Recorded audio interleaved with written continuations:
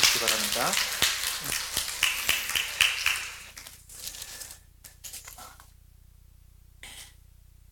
북한의 핵 문제와 미사일 문제가 더 이상 한국이나 미국 또는 일본이나 중국에 국한된 문제가 아니고 전 세계가 걱정하고 두려워하는 문제가 되어버렸습니다.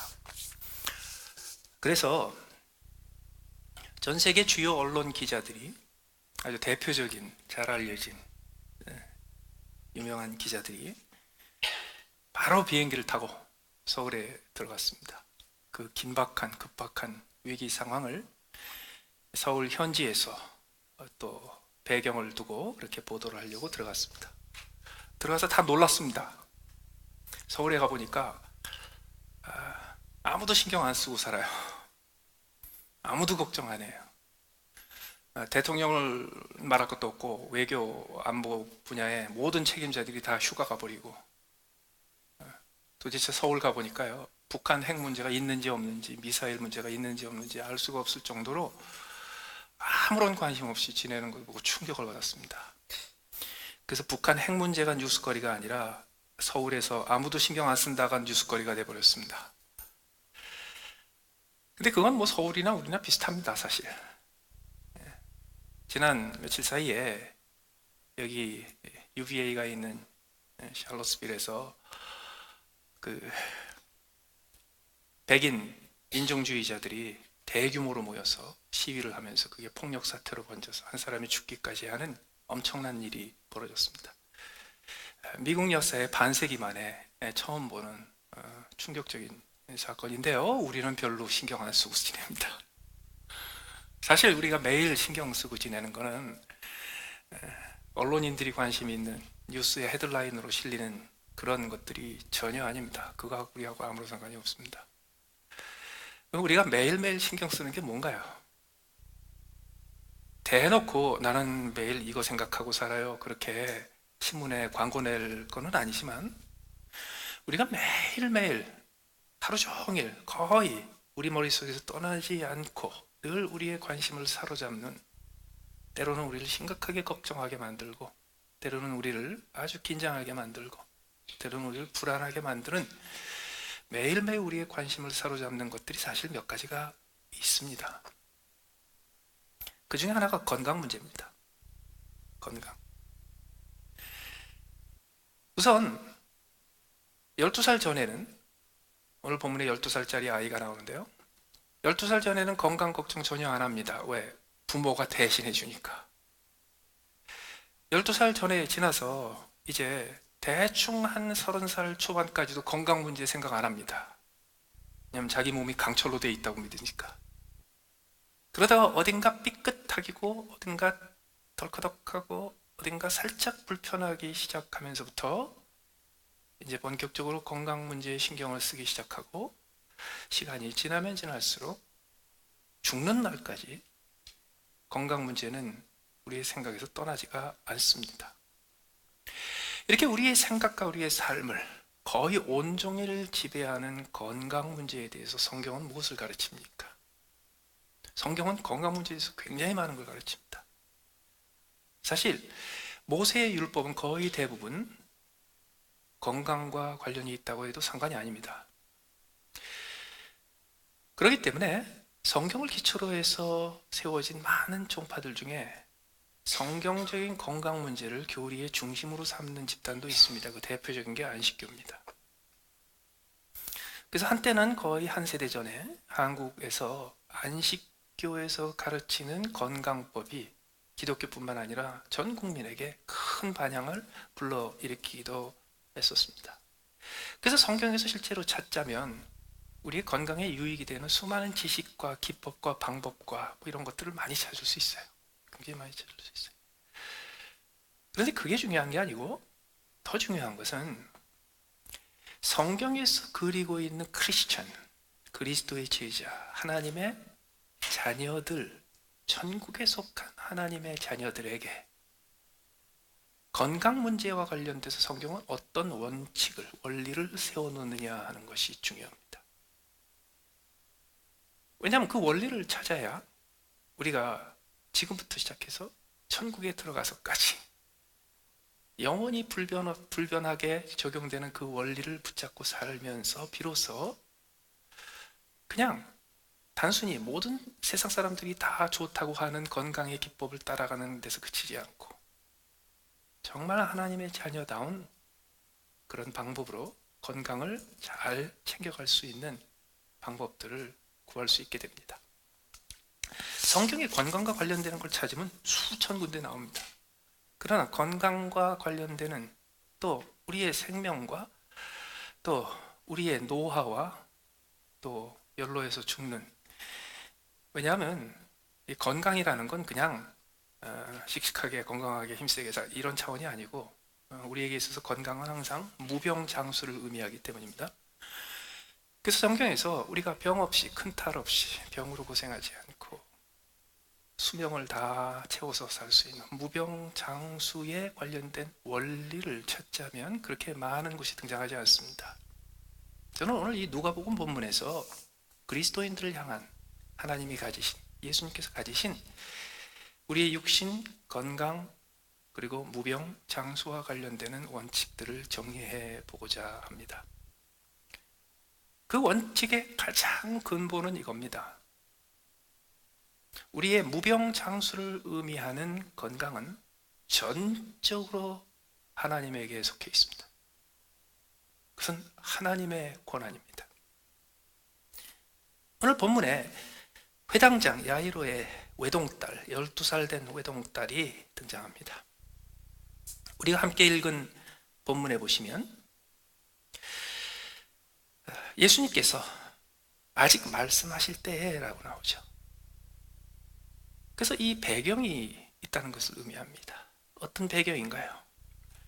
예수님께서 거라사 지방에 가셔서 군대 귀신 들린 자를 고쳐주시고 군인 귀신을 쫓아내시고 자유롭게 하신 후에 갈릴리로 다시 돌아오자 예수님이 돌아왔다는 소식을 듣고 거기서부터 어느 정도 떨어져 있는 곳에 어느 마을의 회당의 책임자로 있는, 요새로 얘기하면 랍비가, 목사님이, 야이로라 하는 분이 쫓아왔습니다. 그 예수님한테 발 아래 엎드렸습니다. 회당장이 누군가 발 아래 엎드리는 것도 보통 일이 아닙니다. 자기 집에 오시기를 청했습니다. 왜? 자기 집에 오셔서 12살 된 외동딸이 병으로 죽어가고 있어서 예수님께서 오셔서 고쳐주기를 청하셨습니다. 그래서 예수님께서 가시겠다 그랬어요. 그 청한 대로. 그런데 가시려고 하는데 무리가 밀려들었습니다. 그래서 지체가 됐습니다. 근데 더 지체된 일이 있었습니다. 무리 중에 한 여인이 있었습니다.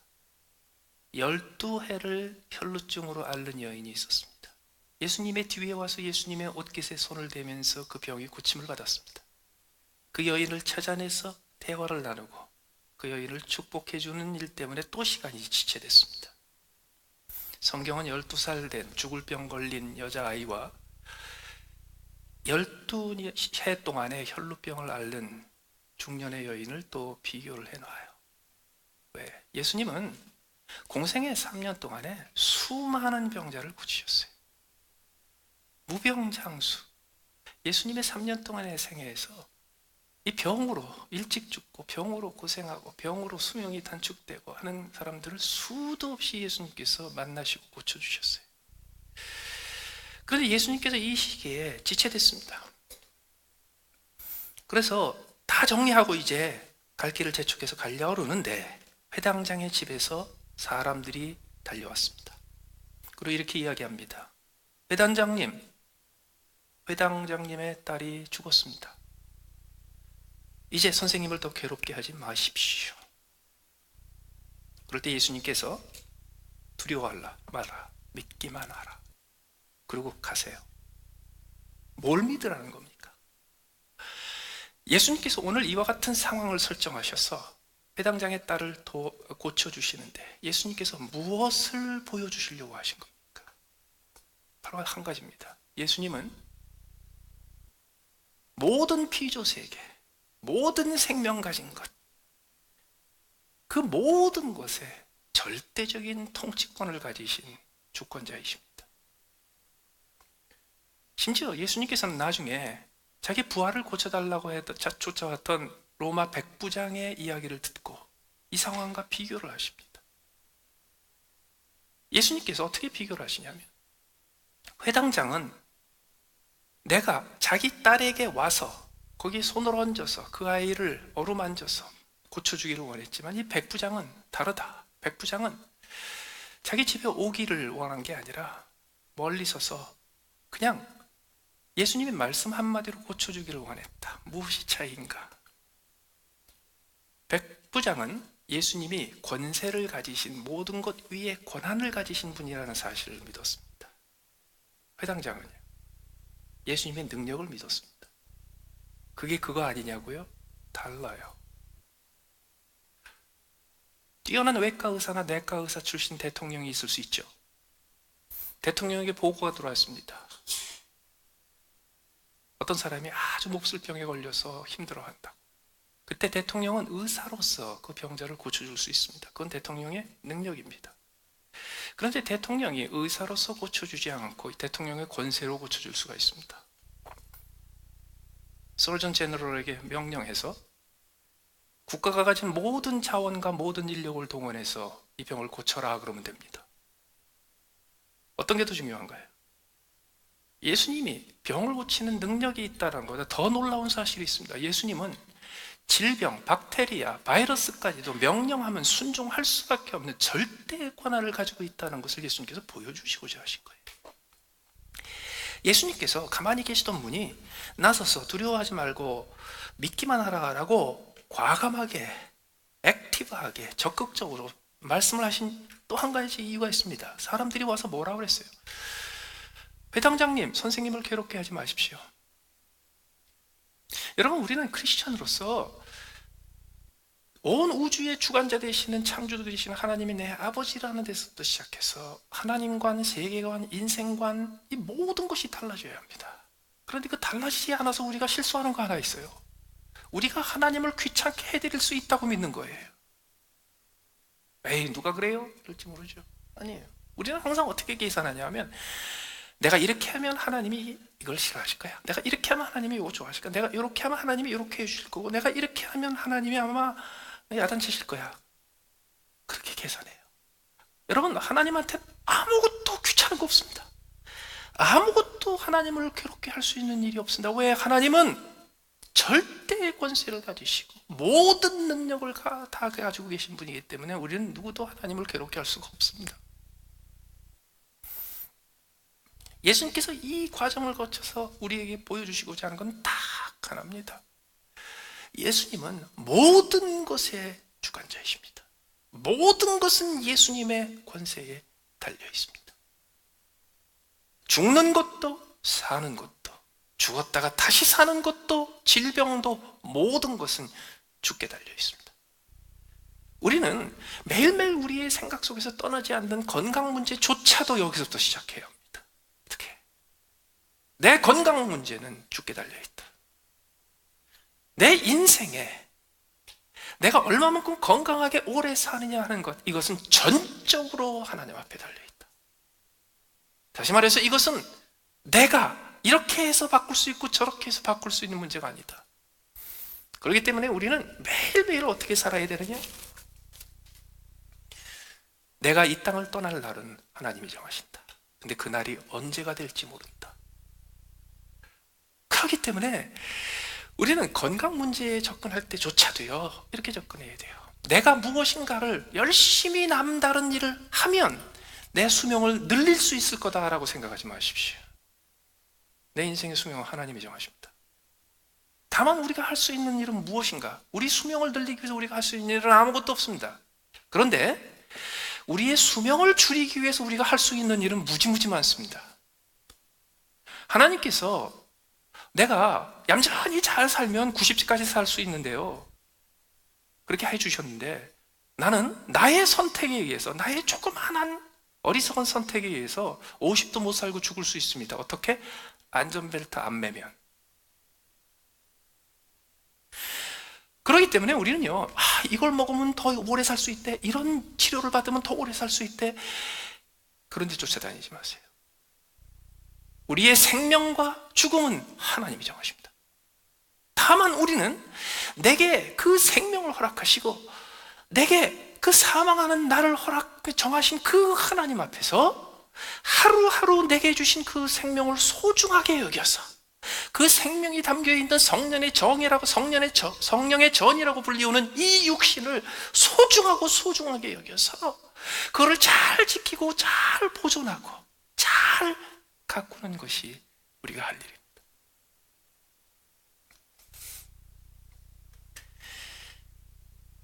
우리가 할 일은요, 그래서 수명을 단축시키는 데 도움되는 것을 하지 말아야 돼요.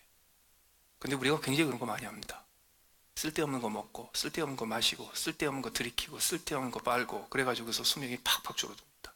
담배에, 술에, 이상한 약에, 폭식에, 그러고는요 마치 영원히 살 것처럼 위험한 행동에 아주 과감하게 몸을 던집니다.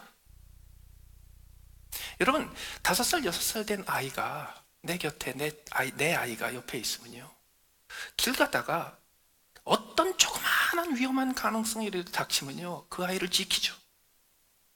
차에 타면 꼭꼭 묶어놓죠. 위험한 데 못 가게 하죠. 우리 자신한테 그렇게 해야 돼요.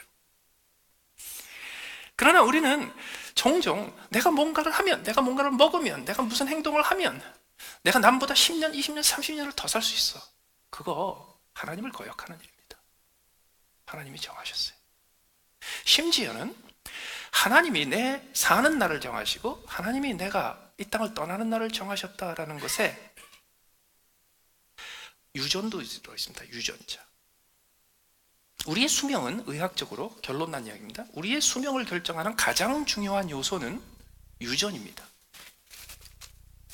다시 말해서 우리가 고질적인 질병을 앓느냐 마느냐, 그래서 우리가 얼마만큼 사느냐 하는 것은 거의 대부분 우리 부모님한테서 물려받은 유전자가 결정합니다. 그렇기 때문에 성경은 십계명에서 상급 있는 첫 계명으로서 내 부모를 공경하라, 그리하면 하나님이 내게 주신 땅에서 내가 오래 살리라, 내가 장수하리라, 그렇게 얘기해요. 그 얘기는 뭐냐면 열심히 효도를 하면 수명이 늘어난다는 얘기가 아닙니다. 내 부모로 하여금 천수를 살게 해드립니다. 열심히 보호해드리고 열심히 지켜드리고 열심히 닦아드리고 열심히 옆에서 지켜드려요. 그래서 사고사 하지 말고 질병사 하지 말고 쓸데없는 데 감염되고 오염돼가지고 고생하지 말고 수명을 제대로 살 수 있도록 옆에서 공경을 해드려요. 그래서 편안하게 수명을 다 채우고 가셨어요. 그럴 때 우리 아버지가 몇 살에 돌아가셨다 그러면요, 나도 이 나이까지 산다는 걸 압니다. 하나님이 이렇게 정하셨어요. 더 나아가서 하나님이 내가 떠날 날을 정하셨습니다. 오늘 본문에 보면 예수님께서 이렇게 얘기하시죠. 얘 죽은 게 아니다, 잔다. 그랬더니 사람들이 비웃었어요. 감히 누가 누구를 비웃어요? 예수님은 비웃진 않으셨지만 속으로 웃으셨을 거예요. 너희들이 무슨 소리인지를 모르지. 어떤 사람들은 예수님께서 얘 죽은 게 아니라 잔다 그러니까 이 아이가 완전히 죽은 게 아니고 거의 코마 상태에 들어갔든지 아니면 잠시 의식을 잃은 상태에 들어가서 다시 리서시테이션, 다시 회생시킨 거다라고 하는데 그것도 뭘 모르는 소리입니다. 예수님께서 잔다라는 것은 우리가 일상적으로 눈을 감고 침대에 누워서 자는 것을 의미하지 않습니다. 그리스도인들은 우리의 사망을 죽는다고 말하지 않습니다. 왜냐하면 그게 끝이 아니니까. 우리는 잘 뿐입니다. 그러나 이 12살 먹은 여자아이는 잔 후 얼마 안 돼서, 몇 시간 안 돼서 깨어났습니다. 왜? 예수님께서 그 생명, 영혼을 돌아오게 하셨으니까. 다만 우리는 40이 죽든 50이 죽든 80이 죽든 100세이 죽든 간에 세상 사람들은 죽었다 하지만 우리는 잔다고 말합니다. 왜? 자고 있다가 언제 깰 겁니다. 언제 깨는가? 예수님께서 재림하시는 그날 모든 성도들이 예수님과 함께 부활하여 하늘에 올라가는 그날 내 영혼이 다시 내 육신에 돌아와서 나는 다시 깨어날 겁니다. 이게 달라요. 그렇기 때문에 우리가 굉장히 조심할 거 하나 있습니다. 우리는 500년 동안 한국의 토속 종교인 무당 종교의 심각한 영향을 받은 유교의 지배를 받고 살았습니다. 그래서 여러분, 유교의 핵심 중에 핵심은 뭐냐 하면 죽으면 끝이라는 겁니다. 죽으면 그냥 물질로 돌아갑니다. 내세는 없습니다, 원래 유교에는. 그리고 죽으면 우리는 오직 이름만 남깁니다. 위패만 남깁니다. 그래서 명성만 남깁니다. 그게 유교의 본질입니다. 그렇기 때문에 유교 사상이 밑바닥에 깔려있는 사상과 삶은요, 죽음이 그냥 끝이에요. 그래서 한국 장례식은요, 그냥 울고불고 난리를 칩니다. 왜? 세상이 끝났어요. 거기서 내 인생은 끝났어요. 우리 집안의 인생은 끝났어요. 이제 그냥 세상은 끝이에요. 그리스도인들도 장례식에 슬퍼합니다. 왜? 이별 때문에 슬퍼하는 거지 세상이 끝이기 때문에 슬퍼하는 게 아니에요. 그리스도인들은 그냥 잔다는 것을 알아요. 잔다는 것을 알아요. 그렇기 때문에 우리는 두려움에 대해서, 사망의 두려움으로 우리의 삶을 이끌어가서는 안 됩니다.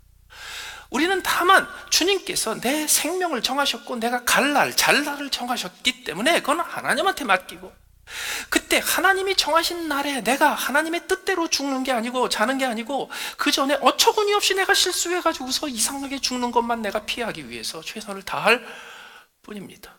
더 나아가서 하나님이 나를 데려가실 날, 나를 잠들게 하실 날이 언제다라는 걸 우리가 모르니까 마치 내일이 그날인 것처럼 살아야 되는 것도 있지만, 어떨 때는요, 내가 언제 죽을지를 아는 것이 그리스도인들에게는 훨씬 축복이 될 때가 있습니다. 세상 사람들은요, 너 언제 죽을 거야? 그러면요, 그때부터 인생 완전히 망가집니다. 왜? 끝장이니까 그게. 근데 그게 죽는 것이 아니라 자는 것이라고 믿고 그것이 하나님의 계획 속에 있다는 것을 믿는 사람들은요, 언제 죽는다라는 것을 알게 되면 그게 더 축복입니다. 작년에 한국에서 아주 존경받는, 아주 실력 있는, 그동안에 많이 활약을 했던 어떤 나이 많은 여자 배우가 돌아가셨어요. 이분이 평생 캐톨릭으로 사셨습니다. 캐톨릭과 개신교는 십자가와 예수님의 구원의 교리에 대해서 근본적으로 차이가 있긴 하지만, 기본적으로 여호와 하나님을 믿고 예수 그리스도가 그의 독생자이신 것을 믿는 같은 신관과 같은 내세관을 가진 것은 마찬가지입니다. 이분이 캐톨릭을 오랫동안 평생 캐톨릭으로 사시다가 어느 날 얼마 못 산다는 말기암 사형 선고를 들었습니다. 그리고 그 소식을 알게 되자 옆에 있는 친구들, 동료들, 후배들이 수도 없이 찾아가서 위로해주고 함께 눈물 흘리고 그렇게 했어요. 근데 그럴 때마다 이분이 뭐라고 그러셨냐면, 그러지 마세요. 나는 의사 선생님이 얘기한 대로 몇 달 후면 죽을 거예요. 그런데 내가 몇 달 후에 언제쯤 죽을 거라는 것을 아는 것이 나에게 얼마나 큰 축복인 줄 아세요? 그래서 그분 그 얘기를 그렇게 얘기하셨대요. 죽는 것 중에 암으로 죽는 게 제일 축복이라고. 왜? 언제 죽는지를 아니까. 그래서 그때까지 매일매일을 그 날에 맞춰서 살 수 있으니까, 매일매일을 그날을 대비하면서 행복한 것을 찾고 행복한 사람들을 만나고, 내가 꼭 만나야 될 사람, 꼭 사랑해야 될 사람, 내가 빚을 갚아야 될 사람, 내가 감사를 표해야 될 사람들을 꼭 다 찾아서 만날 수 있으니까 얼마나 좋으냐고. 그래서 알아야 되겠다 그럴 건 말고요, 그것이 내일이 됐건 1년 후가 됐건 100년 후가 됐건 상관이 없습니다. 매일매일 그렇게 생명을 소중하게 여기면서, 내 육신을 소중하게 여기면서 하루하루를 사는 게 필요합니다. 더 나아가서 예수님께서 오늘 이 아이를 살리셨죠. 근데 어떻게 살리셨습니까? 예수님께서 그 아이의 손을 잡으셨어요. 그러니까 아이가 누워 있었죠. 누워 있었죠. 죽었으니까, 잤으니까. 그래서 가셔서 아이의 손을 잡으셨어요. 그리고 어떻게 하셨냐면 불렀어요. 예 라고 부르셨어요. 그리고 일어나라고 하셨어요. 일어나라. 일으킨 게 아니에요. 손을 잡고 일어나라 그랬어요. 요게 권세를 쓰는 거예요. 일어나라 그러면 일어나야 돼요. 왜? 예수님의 명령을 아무도 거역하지 못해요. 천사도, 영도, 박테리아도, 세포도, 뼈도 어떤 것도 거역하지 못해요. 일어나라 그러면 일어나야 돼요. 하시니 그 영이 돌아올 수밖에 없죠. 일어나라 그랬으니까. 그 아이가 곧 일어나거늘. 자, 그럼 예수님이 손을 붙잡고 계셨으니까 아이가 일어나면 어떻게 됐을까요? 예수님이 손잡고 일으켜 세우는 것처럼 됐겠죠. 그런데 보세요, 아이가 죽었어요. 12살 된 아이가 꽤 오랫동안 아주 심각한 질병을 앓고 죽었어요. 그래서 어쩌면 1년, 2년, 3년, 4년을 누워 있었을지 몰라요. 그리고 죽은 다음에 몇 시간이 지났어요. 왜냐하면 사람이 왔다 갔다 할 정도였으니까. 그래서 이 아이는 이미 죽은 후에 온몸에 근육이 이완돼 있고 완전히 이제 부패가 시작할 때쯤 됐던 시간이에요. 그래서 이 아이에게 영혼이 돌아왔다고 해도 이 아이는 못 일어납니다. 왜? 온몸의 근육이 완전히 이완됐으니까, 완전히 풀어졌으니까. 예수님이 어떻게 하셨겠어요? 예수님이 그럴까 손잡고 계신 거예요. 예수님께서 잡고 계셨던 손을 잡고 이렇게 세우셨겠죠. 그리고 그 아이의 손을 누구에게 줬을까요? 아버지에게. 그리고 뭐라고 그러셨어요? 먹을 것을 주라고 명하셨어요. 이게 뭐냐 하면 예수님께서 이 여자아이에게 첫 번째 물리치료사가 되신 겁니다. 재활이 시작된 겁니다. 재활이. 이게 왜 중요하냐면 우리의 생명 하나님께 달려 있습니다. 그래서 하나님께서는 내가 하나님이 정하신 날이 되기 전에는 죽게 허락 안 하십니다. 그래서 절대로 하나님이 정하시는 그 날이 되기 전까지는 내 영혼이 내 몸에서 떨어지지 않습니다. 내 영혼은 내 몸에 붙어 있습니다. 근데 문제는 뭐냐면 내 영혼이 돌아왔는데요, 나는 온몸에 근육이 이완돼 있고 눈도 제대로 눈꺼풀도 깜빡할 수 없을 정도로 완전히 무기력한 상태로 누워있을 수 있다는 거예요. 그러면 그 다음에 뭐가 필요합니까? 생명이 돌아왔다고, 영혼이 돌아왔다고, 생명이 연장됐다고 끝이 아니에요. 그 다음부터는 돌아온 그 생명을 가지고 이 아이가 힘을 가지고 되찾아서 일어설 수 있어야 되고, 뛸 수 있어야 되고, 걸을 수 있어야 되고, 정상적인 생활을 할 수 있어야 되고, 그의 인생에 그가 보람을 느낄 수 있는 성취를 위해서 최선을 다할 수 있는 준비가 되어야 돼요. 그러려면 어떻게 해야 돼요? 첫째로 누가 도와줘야 돼요. 이게 무슨 얘기냐면 우리는요, 오래 사는 거, 장수. 여러분 골골 누워가지고 아무것도 못하고 저기 뭐 대변 소변 다 받아내고 그리고 30년, 40년, 50년을 더 사면 어쩔 겁니까? 하나님, 나 하나님이 허락하신 수명을 하루도 소비하지 말고 하루도 잃어버리지 말고 살게 해주십시오. 그보다 그만큼이나 중요한 게 하나 있습니다. 하나님, 내가 그때까지 힘을 가지고, 체력을 가지고, 능력을 가지고 내 힘으로 뛰고 내 힘으로 돌아다니고 내 힘으로 할 일을 하고, 그리고 내가 해야 될 마땅한 일들을 끝까지 남에게 의지하지 않고 남에게 의탁하지 않고 내가 할 수 있도록 해주시오. 이게 필요해요. 그래서 우리는요, 끊임없이 체력을 길러야 합니다. 여러분, 병에 안 걸려도 체력이 약한 사람이 있어요. 그러면 쓸모가 없어요. 그런데 불치의 병을 앓고 있으면서도 올림픽 선수 되는 거 아세요? 체력이 있으면. 그래서 장수, 무병장수 이것만 부르짖으면 안 됩니다. 다만 내가 1년을 살더라도 10년을 살더라도 내가 힘있게 체력을 가지고 내가 할 수 있는 일을 다 할 수 있는 그런 능력을 가지고 살아야 돼요. 이거 훨씬 더 중요합니다. 그래서 예수님께서 손잡고 있다가 이렇게 세우신 거예요. 그리고 그 아버지한테 부탁했어요. 뭘 부탁했어요? 나는 지금 재활치료사로, 물리치료사로서 너하고 몇 시간밖에 없지만 당신이 이제 계속 이어서 이 아이를 힘있게 세워주라고. 그러면 제일 먼저 뭘 세워줘야 됩니까? 먹을 걸 주라고 했죠. 먹을 것. 그래서 먹을 게 굉장히 중요합니다. 음식이. 첫째, 먹을 것의 가장 중요한 의미가 뭘까요? 먹으면 즐거워요. 행복해요. 그래서 우리가 인생에서요, 수명 잡고 걱정하지 말고 내가 어떻게 하면 더 장수할까, 이런 거 하나님한테 맡겨드리고, 그리고 어떻게 하냐면요, 먼저 매일매일 물 한 컵을 마셔도 즐기시고 밥 한 숟가락을 뜨면서도 즐겁게 드세요. 내가 지금 뭘 먹고 있는지 전혀 모르면서 후다다다닥 먹고 끝나는 사람들 많거든요. 한 숟가락 먹고 한 모금을 마실 때에도 와, 맛있다, 고맙다, 즐겁다, 즐거움이에요. 그 다음에 우리가 3끼를, 하루에 2끼, 3끼를 꼬박꼬박 먹어야 되는 이유가 뭐예요? 그래야지 에너지가 생기잖아요. 그러면 그 에너지는 왜 음식에서 공급이 되는 겁니까? 할 일이 있기 때문에. 내가 분명히 하나님이 주신 에너지를 가지고, 그리고 그 문제는요, 그리고 하나님이 영혼은 돌아가게 하셨는데 쫙 전기 같은 걸 통하게 해가지고 온몸을 다시 한번 샥, 이런 거 안 하세요. 우리더러 하라 그러세요. 그 생명을 주시는 건 하나님의 몫이지만요, 그 생명을 가지고 근육에 힘이 들어가고 발목에 힘이 들어가고 이렇게 하는 건 우리 몫입니다. 왜? 그렇게 해야 비로소 힘이 생기고 체력이 생기고 에너지가 생겨서 뭘 한다고요? 뭘 할 수 있는 능력이 생긴 거예요. 그러면 그렇게 해서 무슨 일을 합니까?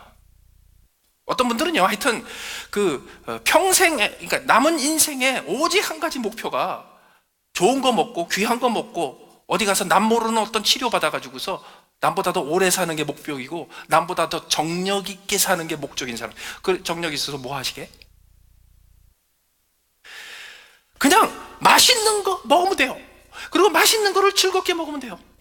그러고 나서 그 맛있는 게 들어가면 그것이 뒤룩뒤룩 살로 가지 않고요, 그것을 쓸 수 있는 보람 있는 일거리가 있으면 돼요. 그러면 일거리란 무엇입니까? 여러분, 여기서 기독교적인 가치관과 비기독교적인 가치관이 확 달라지는 게 하나 생깁니다. 우리는 우리의 인생에서 무엇을 하는 게 행복한가? 우리의 인생에서 우리는 무엇을 하고 살아야 의미 있고 보람 있고 기쁜 삶을 살 수 있을까? 이 질문에 대한 답을 세상은 크게 세 가지로 구별합니다. 첫째는요, 우선 세 가지에 들어가지도 않는 게 뭐냐? 그냥 되는 대로 살아, 이런 거고. 인생이 원래 그런 거야. 그냥 살아. 이게 힌두교의 기본 정책입니다. 그런데 그 다음에 그래도 인간이 그렇게 살 수 있어.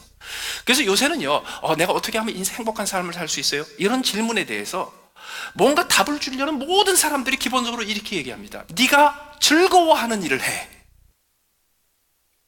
너는 네가 무엇을 즐거워하는지를 찾고 네가 즐거워하는 일을 평생 하면 그게 행복한 삶이고 그게 성취하는 삶이야. 여러분, 네가 즐거워하는 일을 해라는 거를 성경적인 표현으로 바꿔볼까요? 네 멋대로 살아. 너 생각하는 대로 살아. 너 느낌 타는 대로 살아. 문제가 어디 있냐면요, 내가 뭘 좋아하는지 나도 몰라. 그리고 내가 뭘 좋아하는지 맨날 바뀌어요. 여러분, 지금 16살 때 좋아했던 거 하세요? 16살 때 그렇게 미치게 좋아했던 거 지금도 좋아하세요?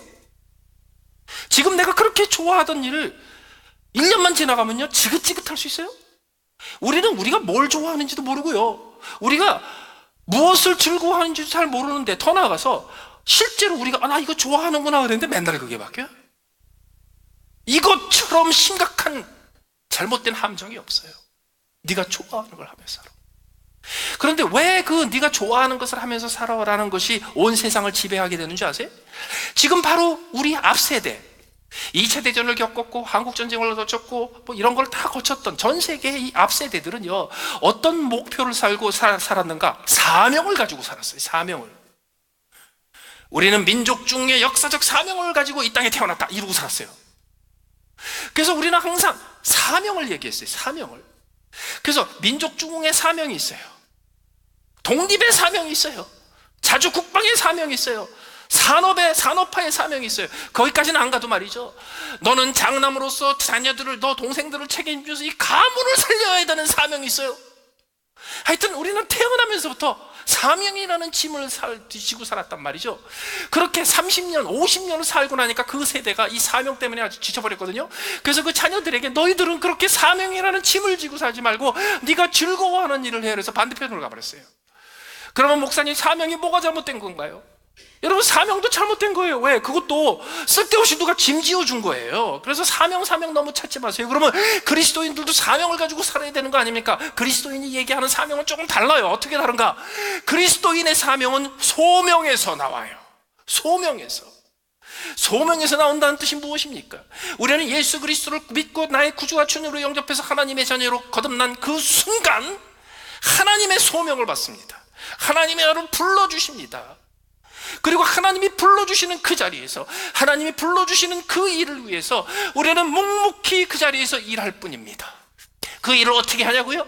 하나님이 내게 주신 생명을 매일매일 감사하며 매일매일 존귀하게 여며 소중하게 지키면서 그날 하나님께서 나에게 주신 그 생명을 먹을 걸 먹히고 입을 걸 입히면서, 그러면서 그때그때 힘을 얻고 그때그때 체력을 배강하면서, 그리고 그 얻은 그 체력을 가지고 뭐래요? 하나님이 나를 불러주신 그 소명에 충실한 거예요. 그러면 소명에 충실한 건 무엇인가요? 여러분, 내가 좋아하는 일을 하면 열매가 뭐예요? 나 좋은 거예요. 내가 사명을 달성하면 그 다음에 뭐예요? 많은 사람들이 박수 쳐줘요. 그런데 있죠, 때로는 사명이 아주 하기 싫은 일만 쌓일 때가 있어요. 그래서 너 하고 싶은 거 해. 네가 즐거워하는 걸 해. 이거 얼마 못 갑니다. 왜? 일단 결혼을 해요. 그래서 딸린 식구가 생겨. 딸린 식구가 남편이건 아내건 딸린 식구가 생겨요. 그리고 부부가 결혼을 해서 자식이 생겨요. 여러분, 결혼을 해서 그리고 아이를 낳아서 내가 책임질 딸린 식구가 생겼다라는 의미의 핵심이 뭐냐 하면 그때부터 하기 싫은 일을 해야 된다는 겁니다. 그렇잖아요. 애를 낳았다. 가장 큰 변화가 뭔지 아세요? 하기 싫은 일인데 해야 돼. 이제 아내가 생겼어요. 이게 뭐예요? 하기 싫은 일인데 해야 돼. 쓰레기 갖다 버리는 거 뭐 이런 거 해야 돼. 왜? 그게 내 사명이니까. 그러나 소명은 뭔지 아세요? 소명은 뭐냐 하면 소명은 내가 이거를 즐거워하느냐 내가 이걸 즐거워하지 않느냐를 아예 묻지 않습니다. 오히려 뭘 묻는지 아세요? 주님이 즐거우시냐 아니냐 이걸 묻어요. 더 나아가서 내가 하는 이 일이 얼마나 가치 있느냐를 묻지 않습니다. 이것이 얼마나 의미 있느냐를 절대로 묻지 않습니다. 그걸 누가 판단하는데요? 하나님이 하세요. 나를 사랑하사 자기의 목숨을 주시기까지 하셨던 그분이 나를 사랑하셔서 나를 불러주시고 나를 보내주신 이 자리에서 나에게 맡기신 일을 한다면 그거는 내가 더 물어볼 필요도 없이 하나님 나라에서 귀하고 값진 일이겠지. 그리고 해요. 그래서 어떨 때는 싫은데도 해요. 어떨 때는 왜 이런 일을 해야 되는지 아무런 의미를 발견할 수 없는데도 묵묵히 해요. 왜? 주께서 나를 불러주셨으니까. 그런데 그렇게 묵묵히 주께서 나를 불러주셨다는 것 때문에 10년이고 20년이고 30년이고 하잖아요? 그럼 그 다음부터 재밌어져. 원래 무슨 일이 재미없는 것 중에 하나가 뭐가 있냐? 첫째는 새로하면 항상 재밌어요. 그런데 새로운 것이 없어지면 재미없어요. 그리고 언제 또 재미없어지냐면 하는 일이 점점 힘들어지면 재미가 없어요. 그래서 언제 또 재밌는가? 하던 일이요 어떤 고비를 넘어가서 그게 굉장히 쉬워지고 내가 잘하게 되면 재밌어요. 내가 그게 재밌는지 없는지를 따지지 않고 그것이 어떤 의미가 있는지 없는지를 따지지 않고 그냥 묵묵히 하나님이 나를 불러주셨기 때문에 그거를 10년이고 30년이고 하다가 보면요 재미있어져요. 왜냐하면 내가 잘하니까. 그리고 그때가 되면요 그것은 온 세상이 부러워하는 아주 중요한 의미를 갖게 돼요. 그래서 소명이 뭔지예요. 이 소명은 사회에서도 그대로 적용됩니다. 여러분, 기독교 문화 속에서 예수를 잘 믿는 사람이건 아니건 상관없어요. 지난 수백 년 동안에 기독교 문화권에서 살았던 사람들이 항상 일관성 있게 보여주는 게 있습니다. 그게 소명의식이 나타납니다. 항상 나타납니다. 어떻게 나타나는지 보여드릴게요. 예를 들어서 몇 년 전에 라구아디아 공항에서 떴던 비행기가 그 제트 엔진에 새가 들어가는 바람에 비상 착수를 했죠. 허드슨강에. 이 허드슨강에 비상 착수를 하면서 기가 막히게 시간을 잃어버리지 않고 거기에 안전하게 착수를 하는 바람에 한 사람도 잃어버리지 않고 다 구출됐습니다. 그래서 그때 사람들이 다 그 사람을 인터뷰하면서요 다 그렇게 얘기했어요. You are hero. 당신은 영웅입니다. 그럴 때 그 사람이 무슨 말을 해주지 아세요? No, I'm not. I just did my job. 우리 한국말에 이 job에 대한 단어가 없어요. I did my job. No, it was just my job. job이 뭐예요? 내 상사가 나한테 맡겨준 소명이에요. 내가 그 수백 명을 건지는 것이 가장 영웅적이고 가치 있는 일이기 때문에 한 거예요. 그게 내가 마땅히 해야 될 나의 job이기 때문에 한 거예요. 9/11 이제 기념일이 또 오는데요. 9.11 사태 때 비행기 두 대가 WTC 건물에 월드 트레이드 센터에 부딪혔죠. 그 위에서 불이 나고 수많은 사람들이 엘리베이터가 멈춘 상태에서 비상구를 따라서 그 100층 높이에서 걸어 내려와요. 거기서 3천여 명이 죽었어요. 그 죽은 사람의 상당수가 그때 불을 끄기 위해서 들어갔던 소방수들입니다. 파이어파이터들입니다. 그런데 그들은요 그 현장에 도착해서 저 위에서 지금 불이 붙고 있고 구조가 완전히 지금 파괴된 그 건물을 보면서 이 사람들은 전문가들이에요. 그걸 보면서 거기를 일렬로 수백 명이 걸어 올라갔습니다. 그 옆에 사람들이 계속 걸어 내려옵니다. 파이어파이터들은 계속 걸어 올라갑니다. 걸어 올라가던 파이어파이터들은 한 사람도 빠짐없이 알고 있었어요. 내가 올라갔다가 살아서 못 내려올 확률이 훨씬 크다. 나는 아마 살아서 못 돌아갈 거다. 그래도 그들은 주저하지 않고 올라갑니다. 그때 생존했던 사람들, 그때 그 비상계단을 타고 내려오던 사람들이 한결같이 고백하는 것이 있었습니다. 9/11 사태 때 가장 충격적으로 머릿속에 남았던 이미지입니다.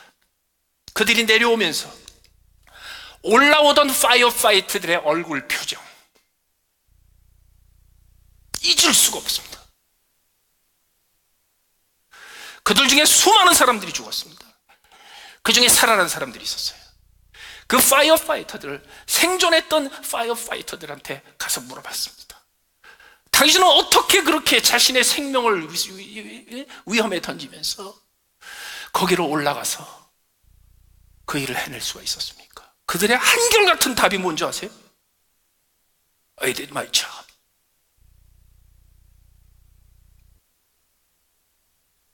그 성경에서 나온 얘기입니다. 예수님께서 종의 삶의 방식, 그리스도인의 삶의 방식을 이야기할 때 이렇게 얘기하십니다. 명령받은 것을 다 이룬 후에 나는 무익한 종이라, 내가 하여야 할 일을 했을 뿐이라. 그게 소명이에요.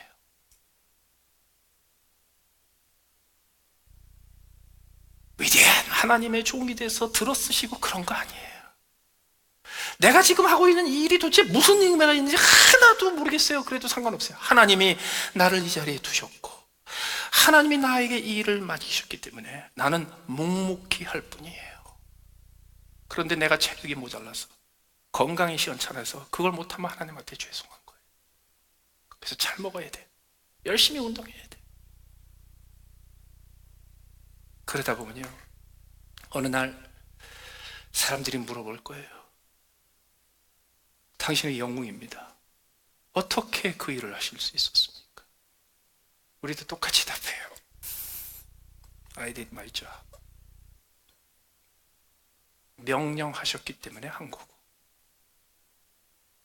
나는 무익한 종인데 명령받은 대로 해야 될 일을 한 것뿐입니다. 그러려고 사는 거예요. 그래서 수명을 늘리려고 온갖 희한한 이상한 것들 막 입에다가 넣지 마시고요, 지키세요. 깨끗하고 정결하고 온전하게 지키시고, 그리고 소명을 감당할 수 있도록요, 힘이 생길 수 있도록 잘 드시고 즐겁게 드시고, 먹는 거 잘 즐겁게만 먹어도 면역 체계가 올라가서 병 다 도망갑니다. 병 키우는 제일 심각한 이유가요, 스트레스 받는 거예요. 스트레스는 또 왜 받나? 기쁘지 않고 행복하지 않으면 스트레스예요. 그러니까 하나님이 나 하루 살려주셨어. 좋다. 하나님이 나 밥 한 그릇 먹게 하시고 물 한 그릇 마시게 하셔서 맛있다. 하나님이 나에게 맡겨주신 일이 있으니 내가 그 명령한 것을 다 이루어야지. 그러려면 근력이 있고 체력이 있고 기력이 있어야 돼요. 그러니까 뛰고 달리고 운동도 하고, 그래서 하루하루 we do our job. 그게 하나님 나라의 무병장수요, 하나님 나라의 영원한 삶의 방식이에요. 하나님 나라의 영웅의 삶의 방식인 것을 믿고 소명에 충실한 영웅으로 살아갈 수 있게 되시길 바랍니다. 같이 기도하시겠습니다.